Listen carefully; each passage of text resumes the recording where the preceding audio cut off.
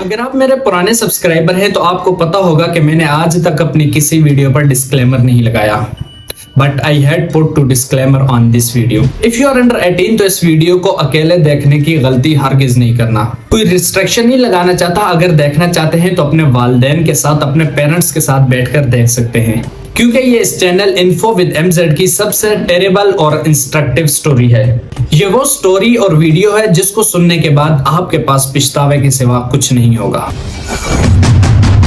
और यही वो स्टोरी है जिसको सुनने के बाद आपको मोरल ऑफ द स्टोरी नहीं बताना पड़ेगा। So let's start the story.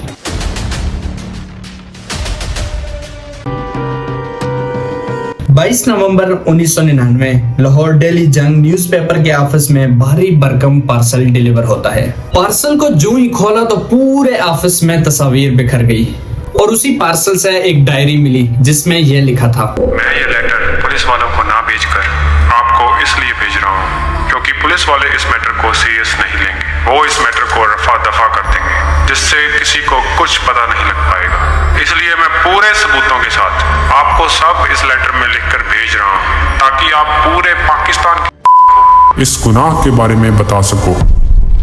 जब ये डायरी न्यूज़पेपर वालों ने पढ़ी तो उन्होंने सोचा कि शायद कोई पागल ही है जो इस पार्सल को डिलीवर कर चुका है, लेकिन फिर भी तफ्तीश के लिए एक क्राइम रिपोर्टर जमील चिश्ती साहब को यह काम सौंपा गया।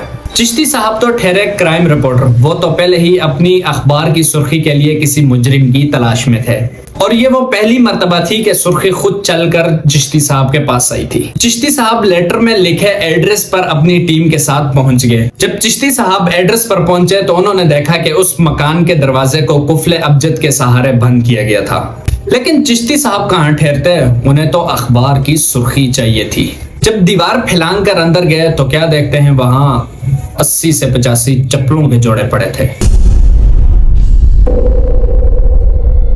ये देखकर चिश्ती साहब थोड़ा सहम गए, लेकिन उनकी सुर्खी ने उन्हें आगे जाने पर भी मजबूर किया। थोड़े और करीब गए तो उनकी नजर एक बोरी पर पड़ी जिसमें दर्जनों के हिसाब से कपड़ों के जोड़े पड़े थे। मजीद चिश्ती साहब दब्बे पांव आगे चल दिए कि सामने उनकी नजर चंद ड्रमों पर पड़ी। जो ही ड्रम खोला तो चिश्ती साहब के हाथ तो जले ही, लेकिन उनके साथ उनकी रूह भी कांप उठी।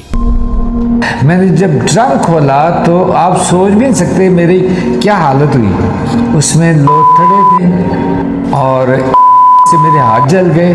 तो वो सारा, और ये साफ वही मंजर था जो चिश्ती साहब को लेटर में मिला था, और सामने की दीवार पर वही तस्वीर नुमायां थी जो कि उस पार्सल में डिलीवर की गई थी। आखिर उन ड्रमों में ऐसा क्या था कि चिश्ती साहब की हालत टाइट हो गई। इफ यू आर अंडर 18 और आप वीडियो को देखते हुए यहाँ तक पहुंच चुके हैं तो अब भी आपके पास वक्त है कि इस वीडियो को स्किप कर सकते हैं, नहीं तो वीडियो के आखिर में बहुत पछतावा होगा आपको। 17 सितंबर 1997 जावेद नामी शख्स अपने घर के अंदर लेटा था कि किसी ने बंदूक के हत्थे से उसका सर कुचल दिया और रातों रात फरार हो गया। जावेद दर्द से तड़पते हुए बेहोश हो गया। सुबह जब पड़ोसियों ने जावेद की यह हालत देखी तो उसे फौरन हॉस्पिटल में एडमिट करवाया। जावेद को हॉस्पिटल में जब होश आता तो वो अपनी माँ का चेहरा जो रो रो कर सूज चुका था देखता तो दोबारा बेहोश हो जाता। जावेद की यह अधमरी हालत देखकर इसकी माँ रोते रोते इस दुनिया से चल बसी। जावेद जब पूरी तरह से ठीक होकर घर वापस आ गया तो उसने एक फैसला लिया। जिस तरह उसकी माँ तड़प तड़प कर रो रो कर इस दुनिया से चली गई, ठीक इसी तरह जावेद लाहौर में 1961 में पैदा हुआ। जावेद का बाप काफी रईस और जाना माना शख्स था। जावेद बचपन से ही जिद्दी टाइप का था। अगर उसे कोई चीज चाहिए तो चाहिए ही थी और वालिदैन को लानी ही पड़ती थी। जावेद की जब कॉलेज की पढ़ाई खत्म हुई तो उसके वालिद ने उसे लोहे का बिजनेस स्टार्ट करके दिया। जावेद स्टाफ में सिर्फ बच्चों को ही तरजीह दिया करता था। एक तो बच्चों को सैलरी कम देनी पड़ती थी, और दूसरी और मेन रीजन ये थी कि देखिए भाई, जावेद को फीमेल में कोई इंटरेस्ट नहीं था, उसको इंटरेस्ट था तो मेल में था।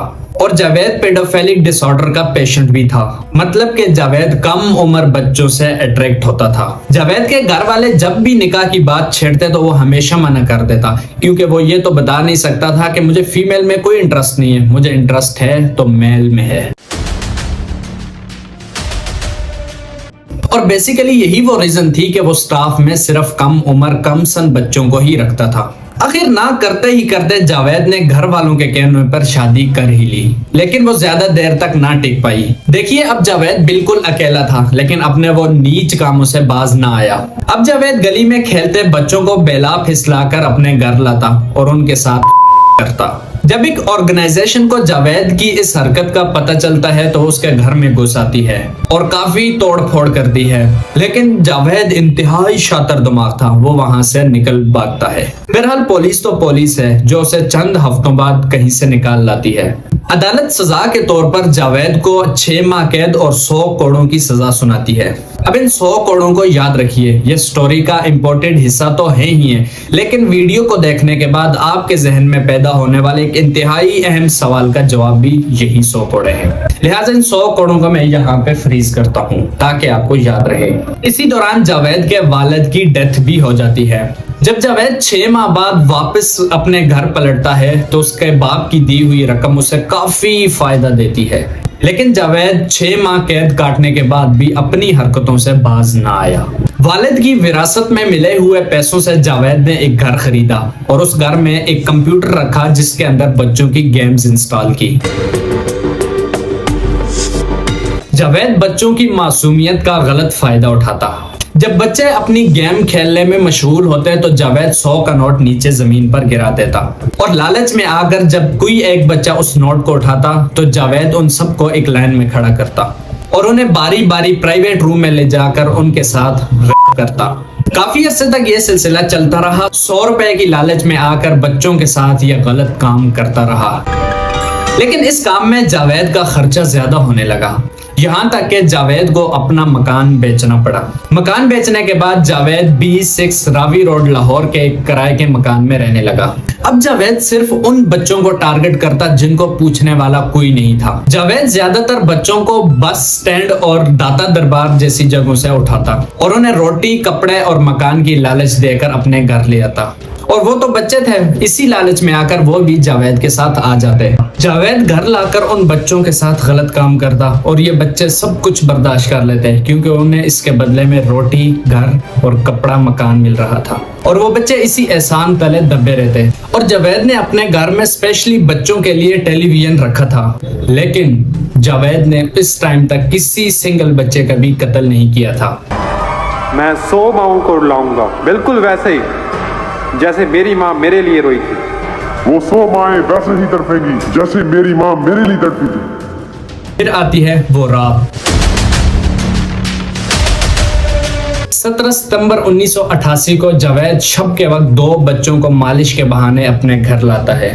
जावेद इन बच्चों के साथ भी वही सलूक करना चाहता था जो इससे पहले कई मासूम जानों के साथ जावेद कर चुका था, और ये वही 2 बच्चे थे जो जावेद की लाइफ में गेम चेंजर साबित हुए, और ये वही 2 बच्चे थे जिन्होंने उस रात जावेद के सर को बंदूक के हत्थे से फाड़ दिया था।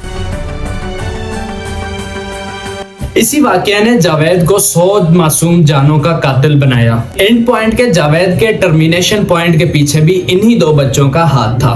जावेद पर इसके बदले का भूत सवार हुआ और जावेद ने डिसीजन लिया कि वो इसका बदला 100 मासूम जानों से लेगा। मैं 100 माओं को लाऊंगा, बिल्कुल वैसे ही जैसे मेरी माँ मेरे लिए रोई थी। वो 100 माएं वैसे ही तड़पेंगी जैसे मेरी माँ मेरे लिए तड़पी थी। जावेद मई 1999 में अपना ये मिशन स्टार्ट करता है और सिर्फ 147 दिन के अंदर 100 बच्चों को लाहौर से उठाता है। जावेद उन बच्चों को सबसे पहले अपने घर लाता, उसके बाद उन्हें अच्छा खाना खिलाता, उसके बाद जावेद उनके साथ घिनौना काम करता और उस वक्त तक करता जब तक जावेद का दिल न भरता, और फिर आता उस बच्चे का लास्ट स्टेज, और जावेद फिर उस चैन से उन बच्चों के टुकड़े करता और उन मासूम टुकड़ों को जावेद तेजाब से भरे हुए ड्रम में डाल देता ताकि वो अच्छी तरह घुल जाए। देखिए, कहने को तो काफी कुछ है, लेकिन मैं इन फ्रंट ऑफ कैमरा वही कहूंगा जो सोशल मीडिया कम्युनिटी गाइडलाइन के अंडर आता है, और उससे बड़ी दूसरी और मेन रीजन ये भी है कि शायद हमारी वीडियो को कोई मासूम आंखें भी देख रही हैं और मैं नहीं चाहता कि उन मासूम आंखों पर कोई गलत इफेक्ट पड़े। जावेद ने बच्चों को घर ले जाने से लेकर बच्चों को मारने तक की सारी रुदाद उस डायरी में लिखी थी जो उसने पार्सल के साथ रोजनामा जंग के ऑफिस में डिलीवर करवाई थी। ये लाहौर का वही जावेद इकबाल है जिसे मोस्ट सीरियल किलर का टाइटल भी दिया गया। जावेद की इस घिनौनी हरकत का जब लोगों को पता चला तो उन्होंने अपने मासूम बच्चों को स्कूल भेजना ही छोड़ दिया। जावेद ने ये पार्सल जंग ऑफिस में भेजने से पहले पुलिस को भी भेजा था, लेकिन पुलिस ने इसे बेवकूफ कहकर इग्नोर कर दिया। जावेद ने वो जो पार्सल डिलीवर किया था उसमें कुछ तस्वीर थी और एक डायरी थी जिसमें ये सब लिखा था। जब ये खबर चिश्ती साहब की मेहनत के बाद अखबार की सुर्खी में आई तो पुलिस के पैरों तले से जमीन ही निकल गई। पुलिस ने 1 महीने तक पूरी रावी नदी छान मारी, लेकिन जावेद का कोई पता न चला। फिर आती है 30 दिसंबर 1999 जब जंग न्यूज के दफ्तर में एक शख्स आता है जिसका चेहरा एक मास्क से लपेटा होता है। उस शख्स ने कहा कि मैं जानता हूँ जावेद इकबाल कहाँ है, वो जहाँ भी है इस वक्त भी जिंदा है और उसे डर है कि कहीं पुलिस उसे देखते ही मार न दे। ये तमाम बातें सुनने के बाद डेली जंग के चीफ एडिटर साहब कहते हैं, देखिए भाई, हम अपनी तरफ से पूरी कोशिश करेंगे जावेद इकबाल को बचाने की, लेकिन आप बताएं जावेद इकबाल है कहाँ। फिर वो शख्स अपने चेहरे से धीमे से वो नकाब नीचे उतारता है और कहता है, मेरा नाम जावेद इकबाल है, वो मैं ही हूँ, मैंने पुलिस तो बचा लो। लेकिन चंद मिनटों बाद वहां पुलिस पहुंच जाती है और उसे गिरफ्तार करके कोर्ट में पेश करती है। अगर इन फुटेजेस में आप देखें तो आपको जावेद इकबाल का चेहरा नजर आएगा। देखिए ये किस तरह मुस्कुरा रहा है और इन फुटेजेस में ये पहचानना मुश्किल है कि ये मुस्कुराने वाला दरिंदा शख्स 100 मासूम बच्चों का कातिल है। जज ने जावेद इकबाल को ऐसी हौलनाक सजा सुनाई जो तारीख में किसी को नहीं सुनाई गई थी। जज ने कहा कि उन्हीं बच्चों के वालिदैन के सामने उसी चैन से जावेद इकबाल के 100 टुकड़े किए जाएं और उन 100 टुकड़ों को तेजाब में डाला जाए। जावेद को सजा से 3 दिन पहले कस्टडी में रखा गया, जहां जावेद इतना ज्यादा घबरा गया उसे वो बीते हुए लम्हे याद आने लगे। जिस तरह बच्चों के वो चैन से टुकड़े करके तेजाब में डालता था, ये सब कुछ उसके साथ होने वाला था। फिर आती है 8 अक्टूबर 2001 की वो सुबह जब जावेद इतना ज्यादा घबरा जाता है कि वो अपनी शलवार से खुद को फांसी दे देता है और खुद को मौत के घाट उतार देता है। मेरा एक इम्पोर्टेंट मैसेज पेरेंट के लिए है कि बच्चे को चाहे वो लड़की हो या लड़का हो, गुड टच और बैड टच के बारे में बताएं कि इन फ्यूचर खुदा न करे अगर कोई जावेद इकबाल जैसा दरिंदा आपके बच्चों के साथ कोई ऐसी हरकत करने की कोशिश करे तो वो सीधे आपको बता सकें। बाकी अपनी प्राइवेसी बनाए रखिए, क्योंकि प्राइवेसी नहीं होगी तो बच्चे और वालिद में कोई फर्क नहीं रहेगा। अब एक सवाल जो पिछले 8 मिनट से आपके जहन में घूम रहा है कि जावेद इकबाल ने सिर्फ 100 बच्चों को ही टारगेट क्यों किया, उसका टारगेट 101 या 99 बच्चे क्यों नहीं थे। अगर कल को आप जो जितने मारे हैं उनमें से 3-4 बच्चे घरों को वापस आ गए फिर आपका सारा ये कोई नहीं आएगा। किस तरह आप कहते हैं कोई नहीं आएगा, किस तरह? आपको याद होगा कि मैंने वीडियो के किसी हिस्से में आपको उन 100 कोड़ों को याद रखने को कहा था जो मैंने यहाँ पर फ्रीज किए थे। जावेद इकबाल ने ही तो कहा था 100 कोड़ों का बदला 100 माउंट। अगर वीडियो पसंद आई है तो चैनल को सब्सक्राइब और वीडियो को लाइक और शेयर जरूर कीजिए। मिलते हैं नेक्स्ट एपिसोड में, तब तक के लिए बाय बाय।